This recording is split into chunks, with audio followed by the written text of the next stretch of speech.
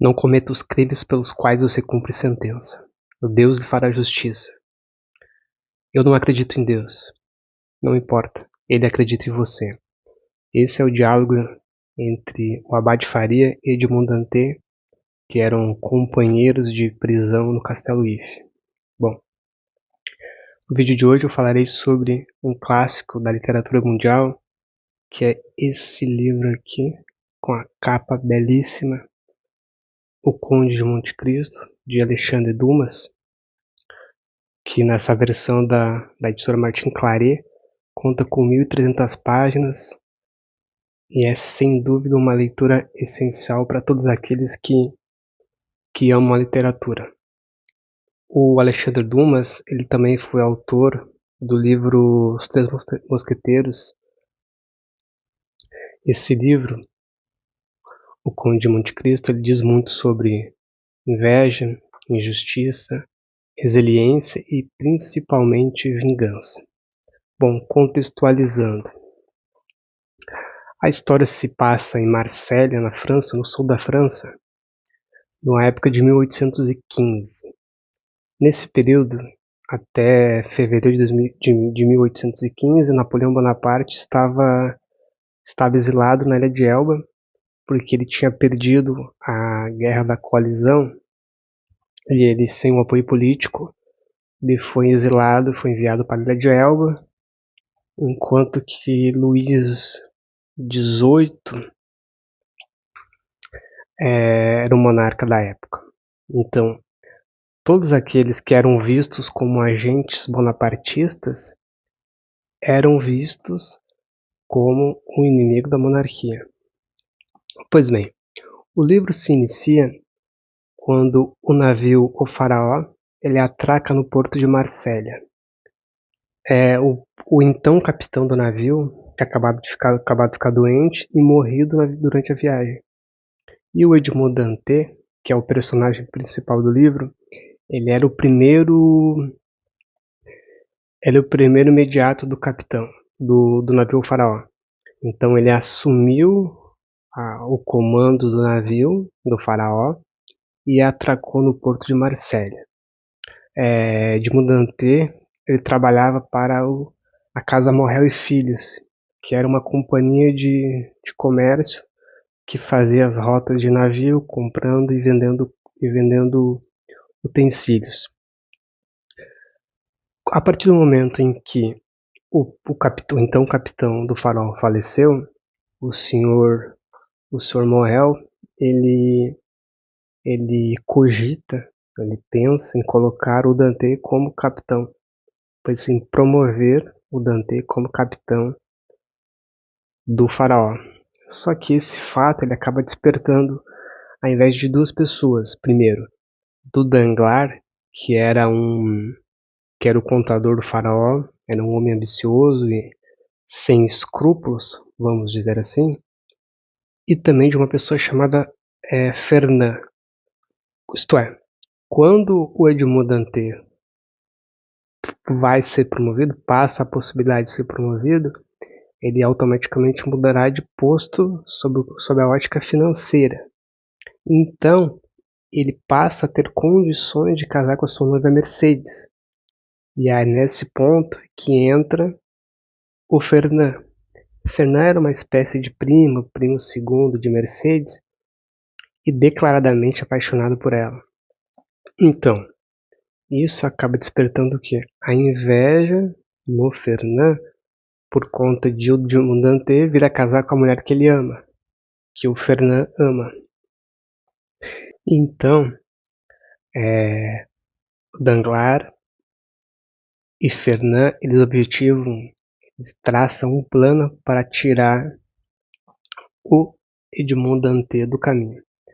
No início eu falei que o Bonaparte e todos os seus agentes, todos os seus simpatizantes eram vistos como pessoas não gratas pela monarquia. E quando o capitão do Faraó ficara doente, o Edmond Dantès parou na Ilha de Elba.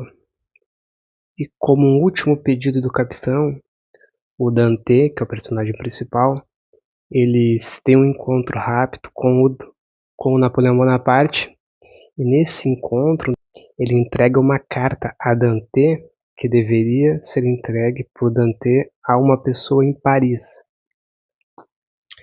E então Dante recebe essa carta e até então não conta para ninguém. Só que o Danglars e o Fernand, eles de alguma forma souberam da que o Dante teve ligações com o Napoleão Bonaparte na ilha de Elba. Eles fizeram uma denúncia anônima à polícia e no dia do casamento do Dante, o Dante foi retirado da cerimônia e levado até Gerard de Villefort, que ele era o procurador substituto do rei.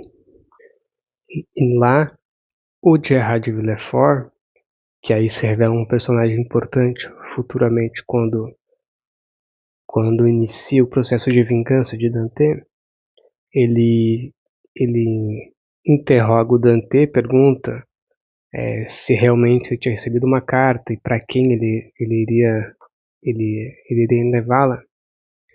E Dante, nesse momento do livro, ele ainda é uma pessoa muito ingênua, não sabe ler, não sabe escrever, tem pouco conhecimento de mundo, digamos assim. E uma das características principais do Dante neste momento, nessa sua fase ainda muito jovem, era a sua ingenuidade e também a bondade, digamos assim. E o Dante ele revela que realmente passou na ilha de Elba, falou com Napoleão e que receberam uma carta a entregar para uma pessoa em Paris. Gerard de Villefort, ele estava na condição de substituto do rei e de promover a justiça, ele estava prestes a liberar o Dante quando ele faz uma última pergunta, que era a quem essa carta deveria ser direcionada. E Dante, no auge da sua inocência, revela que essa carta deveria ser entregue para uma pessoa chamada Notinier. E nesse momento, a fisionomia, a expressão do Gerard de Villefort, ela muda completamente. Porque depois, mais tarde, o Dante viria a saber que Notinier não é nada mais nada menos do que o pai de Villefort e que também é um simpatizante do regime bonapartista. Por quê? Villefort ele acaba queimando a carta e excluindo, acabando com a única prova que ligava o seu pai a Bonaparte, consequentemente a ele próprio. Porque se descoberto que a carta era endereçada ao seu pai, isso certamente o iria prejudicá-lo. Então, na verdade, o ato de queimar a carta foi um ato de autoproteção. E nesse momento, o Villefort, ele envia o Dante para o castelo d'If, que era um castelo, que era uma prisão, onde condenados, onde pessoas não gratas ficavam presas, ficavam exiladas, sem qualquer tipo de direito. Então, Dante ficaria 14 anos na prisão. Quando estava preso, ele conheceu o Abate Faria. O Abate Faria era um padre italiano que já estava há alguns anos preso no castelo de If, e que por um erro de cálculo no túnel que estava cavando, em vez de ele sair do lado de fora da prisão, do castelo de If, ele acabou chegando até a cela do Edmond Dantès. Então, nesse momento, eles passam a criar uma amizade, porque no castelo de If, todos os presos ficam isolados, cada qual em sua cela. Então o contato humano de duas pessoas resumia-se basicamente às visitas esporádicas do governador do presídio e também quando eles recebiam o alimento diariamente. O Abade Faria, ele sempre foi tratado como um louco, em que pese, muito inteligente, ele falava várias línguas, ele era tratado como louco por quê? Porque ele sempre falava em um tesouro da família Espada, e ele usava esse tesouro para espécie de subornar o, o governo, e sempre prometia, se me liberarem eu dou, por exemplo, a metade do tesouro de Espada que se encontra no lugar tal. É, então ele sempre foi tratado como louco. Como ele havia errado os cálculos para, para fugir do castelo de Ife, ele deveria retomar os cálculos e começar novamente a cavar o túnel. Foi aí que Dante começou a ajudá-lo e, em troca, Dante solicitou que ele fosse ensinado a ler, a escrever, a aprender economia, filosofia, enfim. Eles iniciaram um longo processo de cavar o túnel e nesse período o Abate Faria acabou falecendo no terceiro ataque de acesso, que é uma espécie de epilepsia, talvez algo nesse sentido. Ele acabou falecendo. E quando estava prestes a morrer, o Abate Faria deu a Dante o mapa do Tesouro de Espada. O Tesouro de Espada ficava na ilha de Monte Cristo. E aí nesse momento que eu entendo que nasce um novo Dante. Se antes o Dante era uma pessoa ingênua, por assim dizer, boba, aqui nasce uma pessoa sagaz. Porque quando os guardas notaram que o abade tinha morrido, eles o colocaram dentro de um saco e esperaram algumas horas ali para jogá-lo até o mar. E nesse momento que o Dante tem a sacada de trocar, de tirar o corpo do abade Faria do saco e ir ele, Dante, para dentro do saco e com isso ganhar liberdade.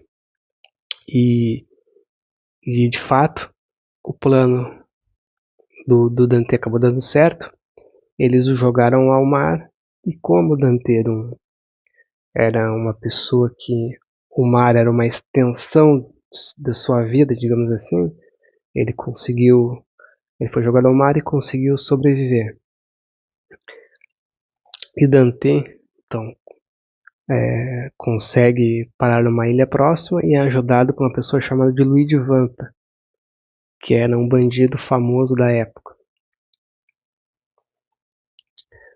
Junto com Luigi Vampa, o Dante conhece Jacopo, que é uma pessoa que o acompanharia posteriormente no seu plano de vingança.